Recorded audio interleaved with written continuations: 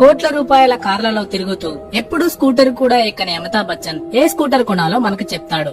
ఎప్పుడు వంట రూమ్ కి వెళ్ళని, కనీసం కప్పు కాఫీ కూడా పెట్టడం తెలియనటువంటి సెలబ్రిటీలు వంటకి ఏ నూనె వాడాలి, రొట్టెకి ఏ పిండి మంచిదో, ఇలా ఏం తినాలి, ఏం చెయ్యాలి అని మనకు చెప్తారు. అసలు తన బైక్ ని సర్వీస్ సెంటర్ కి తీసుకువెళ్లినటువంటి ధోని బైక్ కి ఏ ఇంజిన్ ఆయిల్ మంచిదో మనకి చెప్తాడు. క్రికెట్ ఆడి డబ్బు సంపాదించే క్రికెటర్లు డబ్బు సంపాదించడానికి బెట్టింగ్ యాప్స్ ని ప్రమోట్ చేస్తారు.